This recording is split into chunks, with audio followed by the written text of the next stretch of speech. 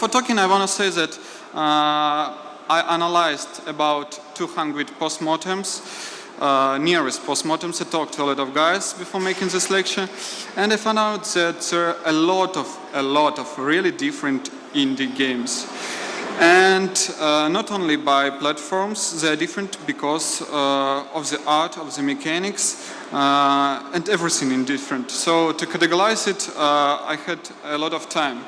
First of all, I want to say about the game industry in the whole. There are about 1.5 billion guys that are playing games. It's about 20% of the world. So it's not really a lot, but they gross about $71 billion in a year. And talking about indie, the biggest indie guy that every one of you knows, it's Notch, obviously. He gained about $100 million in 2012. So yeah, that's a lot. But as you know, we are not all so big indie developers, and I want to tell you about small and average indie games with prices and everything else you should notice. So let's start from Flash. Talking about Flash, I'm not going to talk about Adobe Flash. It's only not games made by Adobe Flash, but it's free games, Portal free games, and there are a lot of games made on Flash. So they are totally free, and they are monetizing by their advertisement in these games. So the place in the games costs money. You can sell a place in the game. And because of it, you have a lot of different deals you can make with sponsors. First of the deal is exclusive deal. You place one site logo, or not logo, one site link, or one sponsor link in the game, and that's all. A monopoly on this place.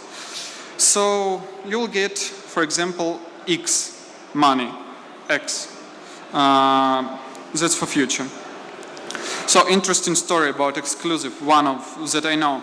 There are two big sponsors called Bored.com and Congregate that we're talking about one game made by Berserk Studio called Berserk Ball 2. Maybe someone of you knows it because studio is pretty popular. So they gain about $100,000 on that game. The first deals was $1,000. Then that started growing. It was in something like auction. And I talked to sponsors. I said, wow, why you paid so much? I mean, this game will never in its life, never gain so much. And they said, you know, it was just an interest. I was fighting with this guy, and after 50,000, we both understood that it won't gain so much. But I just don't want to lose it. So you should think of sponsors as of real people. They are like kids sometimes. They don't want to lose some deals, and you can gain on it totally. The next deal is primary plus site logs. It means you give a place for one company, for example, for 3 and a 4 of X, not that big. And after that, you can sell a lot of site logs. Site log, it's a version of game only with one portal. Average price is 10% of primary. For example, you sell your game for 10,000 for primary, and you gain for site log about $1,000. That's not a lot, but there could be like 10 portals, 20 portals, 30 portals that will sell it. And for example, one interesting story, there is a portal, armorgames.com, maybe someone of you know it. When I was a kid, I thought they were developers that did all the games, but no, they just monetize the games. So they were not buying primary licenses a lot, they were buying only site logs. And because of they were really popular, site logs give them more money than primary to another sponsors. So it's pretty strange situation when company is really big, it could pay you less money. That's strange, but it's a bit of true.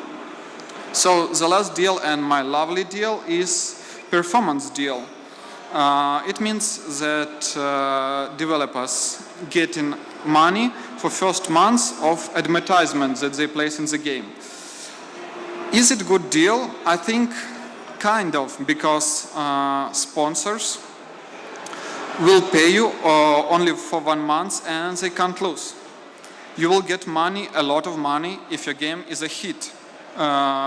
If it's totally good, you can take like $100,000. As I know, there are only 2 games, really strange, that gain those money.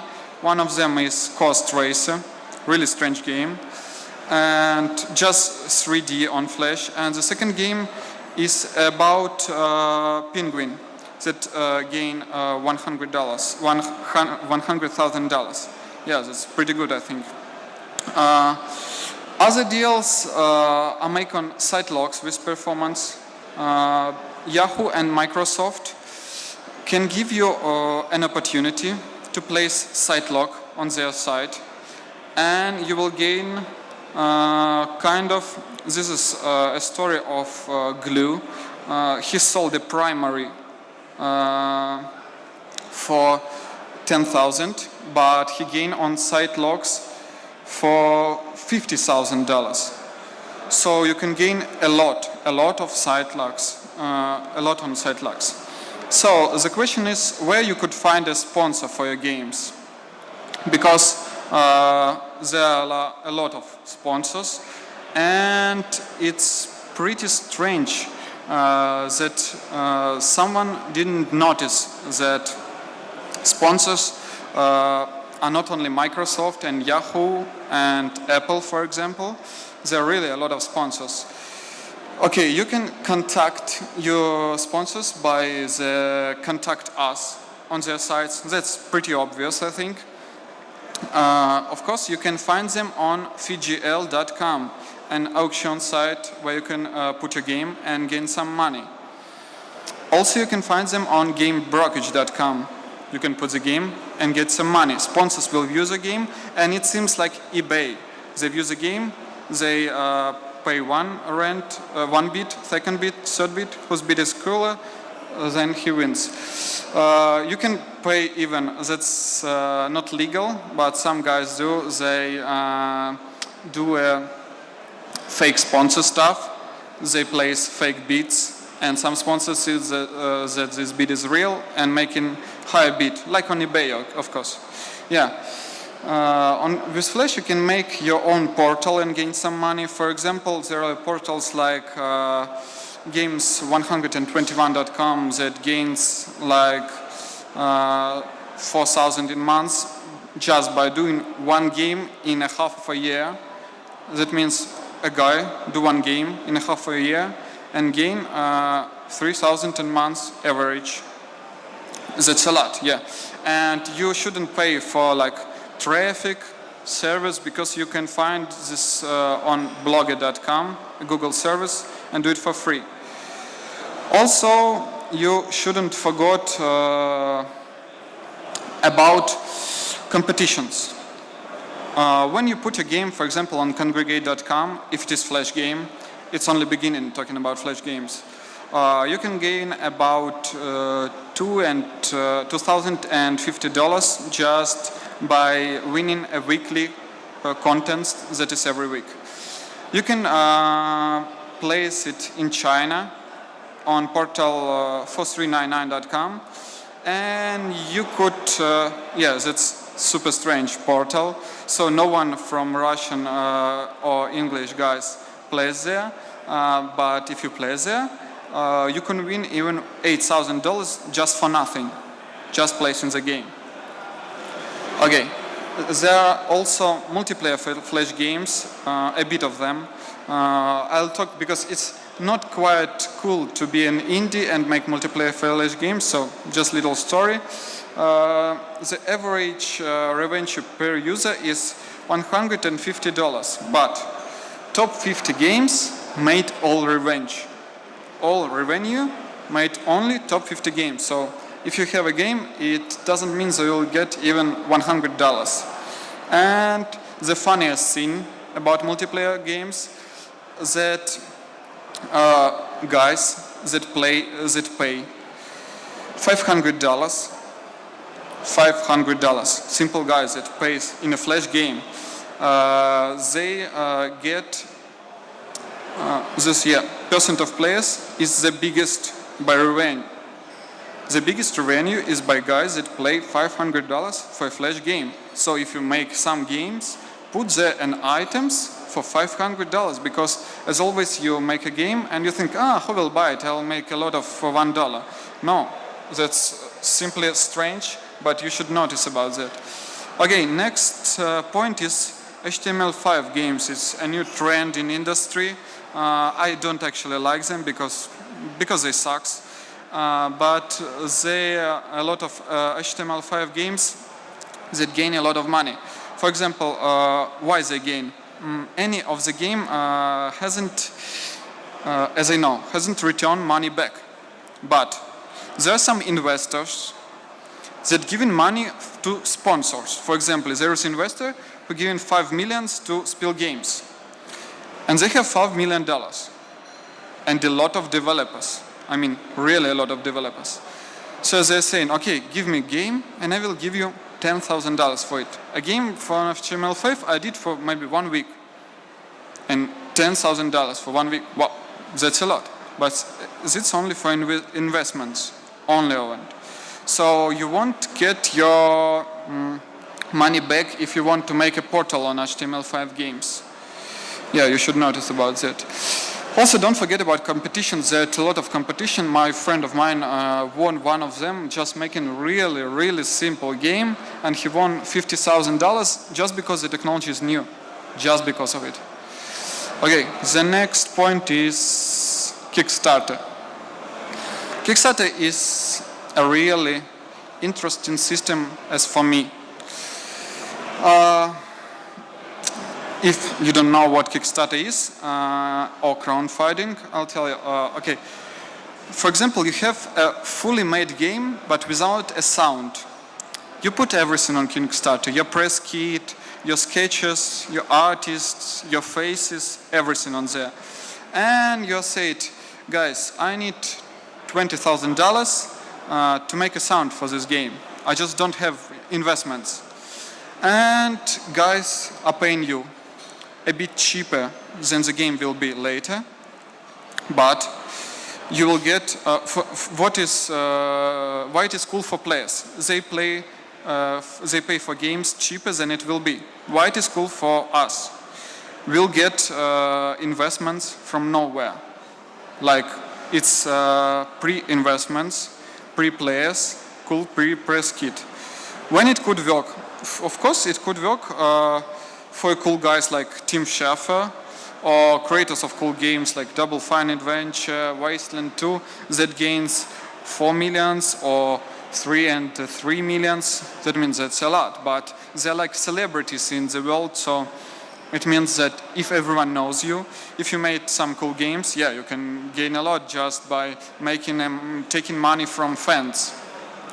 Or the second point, it's the most important for indie point, your game should be super cool. Yeah, that's strange and obvious, but there are a lot of cool mechanics, or forgotten mechanics in new formats, new art, new everything. So for indie, why it is important to be on Kickstarter? I don't actually like a Kickstarter as a way of grabbing money for poor players, but it's a cool place to have a press kit for your game. Why so? Kickstarter has a big audience that is always checking new games. Also journalists, of course. They have connected wallets, they have some sold and some games that they bought before, and they trust you. So the main point of it, they trust you, they can buy it. But if your game is new, it will disappear maybe in few seconds or few hours. So you pause the game, it disappears. That's all. Because organic traffic in Kickstarter is really, really low. So without PR or marketing, it will just disappear. Second cool point about indie games is rewards. That's the biggest motivation for players to pay money. Why so? The simple game, for example, costs $15. You pay on Kickstarter $10 and get the game, the T-shirt, the teeth of developer. I don't know what they're giving now. For example, Tim Schafer gave 4 lunches with him for $10,000. That's crazy, but yeah, he's kind of celebrity. So maybe for $50 you can get a golden collection that will cost like $1,000 in 5 years. And the important point for indies on this stuff is that you should think of the stuff like T-shirt and other, what they will cost you to transfer to other countries. For example, there are a lot of indies that put a project on Kickstarter. They thought, okay, for $15 you'll get a game, a T-shirt and something, and after that they send in T-shirts to Brazil, to Australia, and they were totally busted. They had no money at all, so they lost everything. Or they forgot about sound system and they lost $5,000. The next very important point is that Kickstarter has payment system by Amazon.com, payments Amazon.com, of course. It only works for USA, so you can put a project on Kickstarter when you are living in USA or you have friends in USA, they would open the project for you.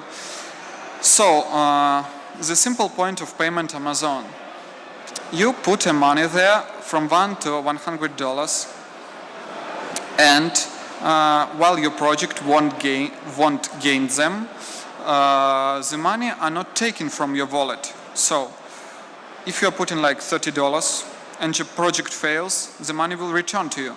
That's awesome, I think. Yeah. So you should think of that players could change their mind and gain the money back at any time.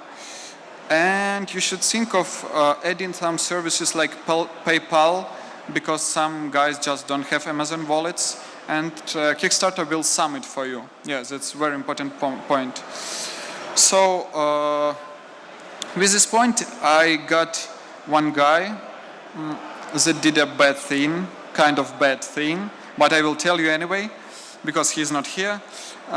So he put a game on Kickstarter, and after his lunch, he got nothing. Like, he wanted to gain $50,000, but he got something like 30. And it was 2 days before the ending of competition, so he took the 20,000 from his own pocket, put it on Kickstarter from different accounts, of course, and he got the sum of $50,000. After that, he told, "Come on, guys, the game is great, but we found investors, so we just giving you money back. We don't need them." So he got all his money back, plus to it. He got Kickstarter that it's not failed. And he got a good press kit after that, because of sponsors, for $0. That's not legal at all. But yeah, I thought it was like 2 weeks ago, so I included it. There's some few interesting sites about it. KickTrackU.com and another one. KickTrackU.com is a site of statistics. Before creating a project, you just can notice how many you can gain, or some project gains there. And another site is made by Swedish scientists that get statistics of 20,000 companies from September 2012 to September 2013 about the dynamic. So you could, after putting your project there, with precise of 85%, you could get a result if your Kickstarter will fail or not. That's a pretty cool site. Okay, about mobile games.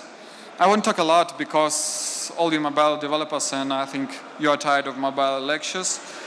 But I think you should know that nowadays companies gains a lot of money on mobile games only because they put a lot of money on mobile games. For example, in 2009 it was like $500,000 to put a game in the top of App Store, and nowadays it's like 5 millions to put a game on App Store. So the strategy of big companies is like Rockefeller said once, that don't be afraid to spend a lot of money, be afraid to get less money. And be obvious when you look at the market. So about postmortems and App Store statistics, they said that top 25 developers gain almost 80% of revenue. So there's 19% of developers, 19, that gain more than $24,000. And there is 80% of developers that gain $300. That's not a lot, really not a lot. And also you shouldn't forget that if you had a publisher and, for example, your game gain $100,000, you'll give one third part to App Store, one third part to publisher, taxes and everything, and you'll get at least 20,000 from 100. So that's not a lot, really. Talking about PC games. Actually, I love PC games, but situation in market nowadays is, I think, kind of strange or something like that. So everything is connected with Steam. Everyone are talking about Steam. Yeah, there are a lot of alternatives to Steam. For example, Game Tremark, Places Games. I have never heard of it. I've heard only of GOG.com and BeamDog.com, but there are a lot of alternatives to Steam. And how they gain their money? They gain their money because they give a lot of games in sale period. For example, 20% cheaper, 80% cheaper than on Steam. So only at that period they gain some money. And the big list of the game stores, I could, if someone is interested, I could give this link after. There are like 20 or 30 stores that have games, but everyone knows only Steam.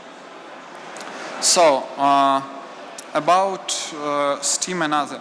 How you could do a marketing by yourself if you had no budget? Yeah, that's Let's Players, first of all, I think.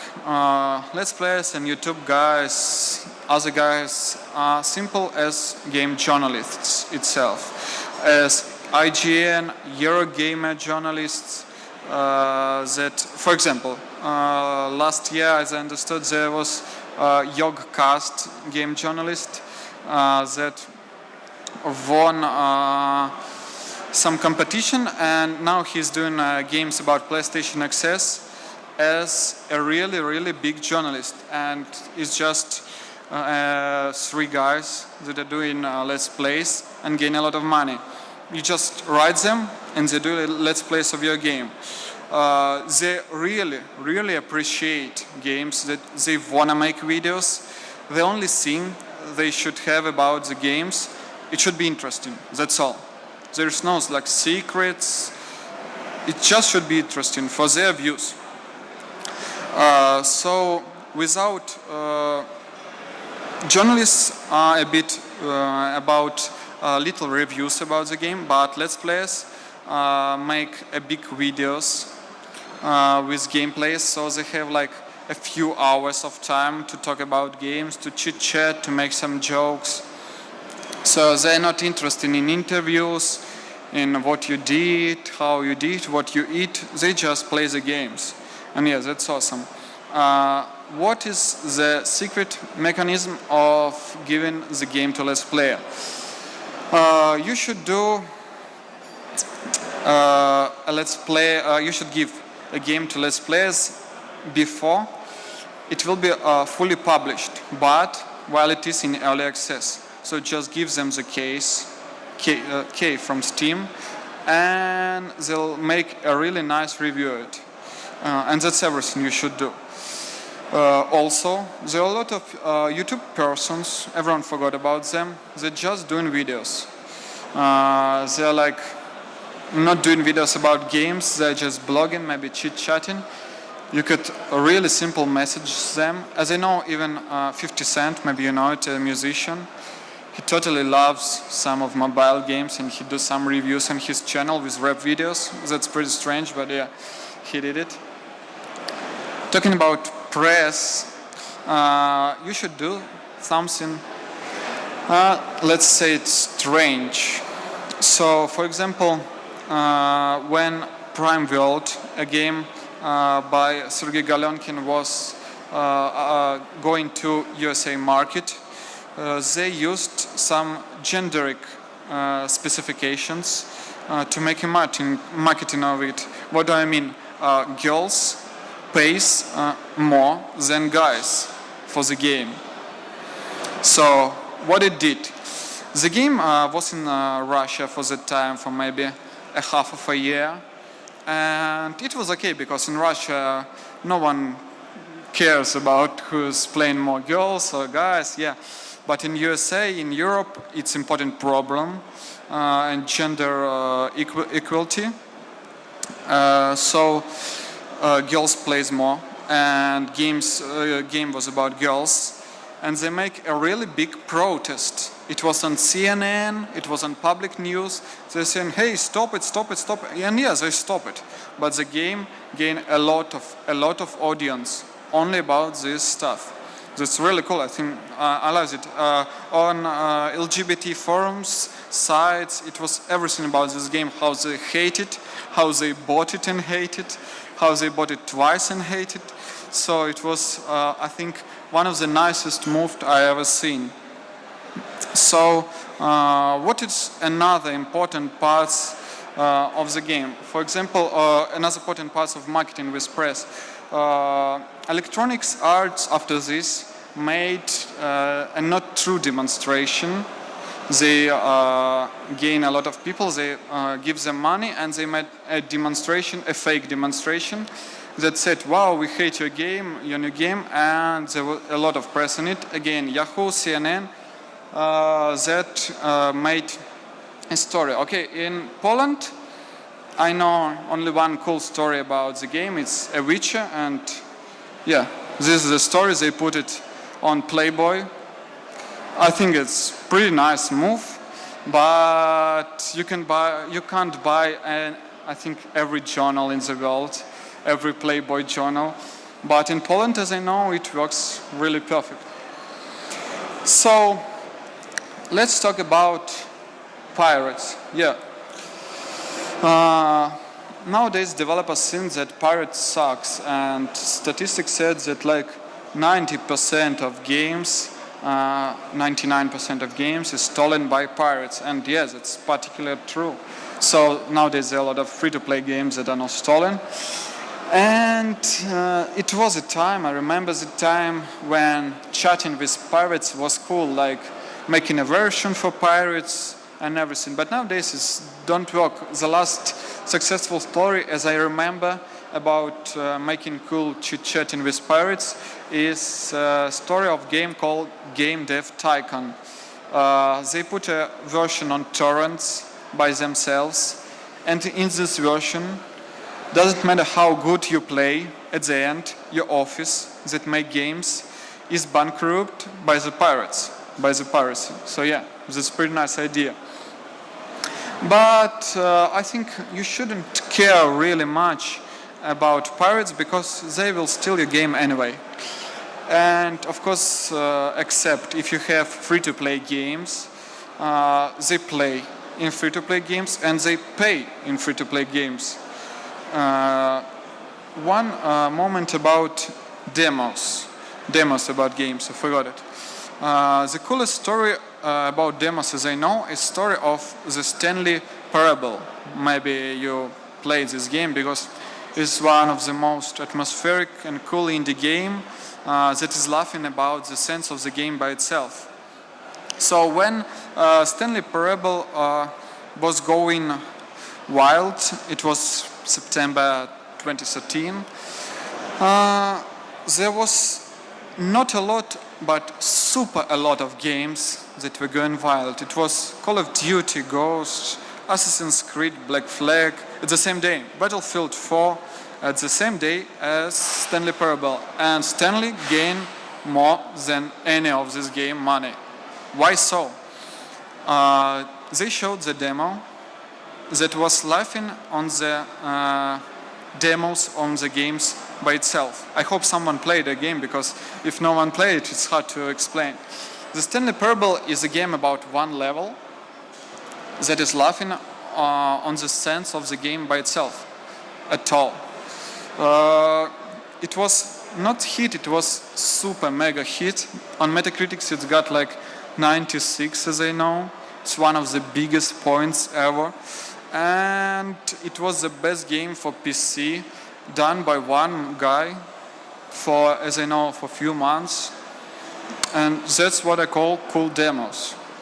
So there is like a lot of types of marketing for indies, hot deals and something like that.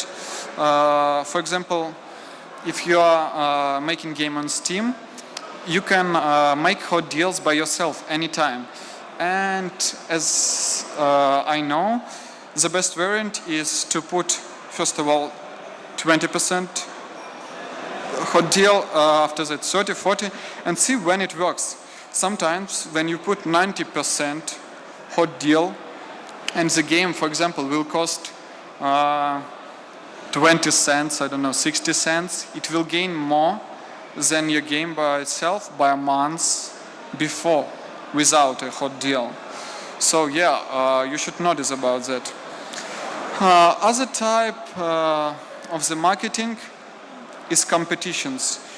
It's a very, very arguing point. You shouldn't be on every competition. It doesn't give you players, but it gives you a lot of press. For example, there's a lot of competitions in the world, like GDC, Digital Dragons, DevGam, Casual Connect, a lot of them. And no one really knows who won last year and even this year. It's like you're forgetting it in a week, and players are forgetting it just in 5 seconds, like a golden fish. And the only way to do a good marketing is to win a lot of prizes on competitions like IGF. For example, if you won anything on IGF, you'll be on Steam that day. I mean, Steam gives the guys who won on IGF super deals. They're on Steam, as I know, with their own rights and something really cool. But winning on other competitions gives only you money, prizes, and a bit of press. It's important, but nowadays guys are reading really less and less press. So what is the main talking about green light? I think you know about it. What is the main cool thing about green light? Green light doesn't need press at all, like at all. It needs only a cool games. And if you have a cool game on green light, 90% of traffic will be from green light. So there's a lot of guys, green light is a cool system because you could put a Google Analytic in it, and there are a lot of guys that had an articles on Rocket Paper Shotgun on the biggest game sites, and they say, no, it gives not traffic at all. Only green lights gives the traffic. So because in Steam there are like 60 millions of guys that are browsing the game, that are buying it, you'll have like 5 million of free traffic in a month. And if you get a lot of thumbs up, the game will be in green light totally. So, one of the last points, I want to talk about the game called Intrusion 2. I love this game, and I love this guy who made it by himself. He's a bit like a Ryan Gosling from Drive. I don't know he's inside of himself. He don't talk to anyone. I saw him on conference. Maybe he said 3 words in 2 days. So he has no marketing like at all. He has I don't know how to say it. Maybe one post on one forum, like for his whole life. And I think this is the best experiment that was ever made, because every game has marketing. But this is the purest experiment, how much you could earn on Steam without any marketing at all. As I talked to him a few weeks ago, he said that for 3 years on Steam, for 3 months on Steam, he gained $100,000. For 1 year, he gained $300,000 without any marketing at all, zero budget at all. That's a story of Intrusion 2. You should try it. It's old school stuff. Maybe I'm just bored of new games, but this is one of fresh air. So there are a lot of games like taking care of players and making blogs where they share statistics. Already a lot of them. And as I know, the game Air War is Polish, as I know. It said that from Steam they gain 95% of revenue. So yeah, Steam gives a lot. And direct sales gives like 3%. So if you are not on Steam, your game won't give you any money, like at all. And there is things like, yeah, that's about year by year by Air War first year post-mortem. For 4 years on Steam. I choose this because it's Polish games. I thought you maybe notice it. So they are about talking about other sides of direct sales, how you can get the traffic. I think now traffic is gaining only by social networks like Reddit, like Facebook, DeviantArt.com, and some guys like Gamasutra, like Kotaku, gives not a lot. For example, Kotaku was on the 32nd place, number 32. So they gives not a lot of traffic at all. And the last point I want to notice you shouldn't forget, it's Humble Indie Bundle. Yeah, it's a nice thing that was invented not so long time ago. And it is gaining now, maybe someone paid for it. You just, if you have a good game, you pull it there. And you could choose what you're paying for. Any sum from 1 cent to $100, $1,000. You can pay for 4 cool games, 5 cool games, 10 cool games. And you could choose where monies will go to charity or to developers. So the creators of Wildfire, one of the famous games because of its every weekly video blog, said that they gain about 2 million just by putting the game there. That's really a lot, but it was pretty new. So Humble Indie Bundle is not for everyone, but if you're there, be ready for a lot of money. So I think that's all. I put it a price there because everyone does it. So if you have any questions. I apologize if the question was already answered, but I came kind of a few minutes in late, so I'm sorry in case. You spoke about Kickstarter, and I have a question because every time I try to read about it, it looks like Kickstarter is a blind god, is a block garden that if you have no residence on US or UK or Canada, you can't open a Kickstarter. And I'm wondering, is it really so secure about it, or there is any way that an indie developer that is, I don't know, Italian like me or Poles, like I suppose many here, can actually access it? Since Indiegogo and Kickstarter, the difference in actual money flow is enormous. Yeah, when there are a lot of, as I understood, you are asking if it is, if you are from Poland, can you get to Kickstarter? If it is, yeah. So when there are a lot of, there's much money, there's always a way to get there. As I know, in US there are like 15 or 16. They are called publishers, guys that having UK passports or US, and they publish game for you. They gave you will give them like 10% of your revenue after Kickstarter, but they will do everything to publish your game there. As I understood, it was your question, yeah? Oh, where can you find them? Oh, it's pretty easy. You should. No one from your friends was on Kickstarter, yeah? Because there are a lot of my friends who was on Kickstarter, and I just asked where you find them, and they, oh, it's a friend of mine from UK. So if you have even one guy from US or UK, he can publish for you. If you don't have, just ask the guys who all published, maybe from Poland on Kickstarter. You choose Poland, and there are some projects. You ask them, and they will give you, because it's not really legal, they are not Google, you can't Google it. It's, those publishers are not like developers that making games, they're just saying that they're developers. So, the names?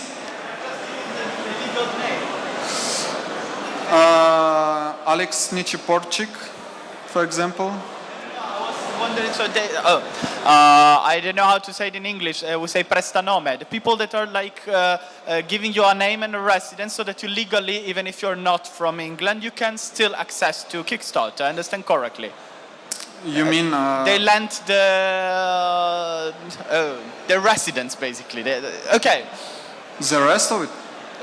I'm sorry. So basically, if I contact one of those persons, one of those companies, even if I'm not resident in UK or US, the game will be registered under the hood of the company. Oh no, it is only a marketplace, I think, Kickstarter. So the game could be registered for you, but they're like, I'm not sure that what kind of deal. I'm not quite in these deals. In this, but about authors rules and something like that. They will work as a proxy for your money from Kickstarter to you. They will act as a proxy to get money from Kickstarter to you. Yeah, maybe a proxy, but you should have an AIN, yeah, identification number together there. So proxy won't work, I think, only. It's not proxy for internet. I mean, someone who will. Yeah, totally. By proxy, you mean the man? Yeah, then it works. Thank you.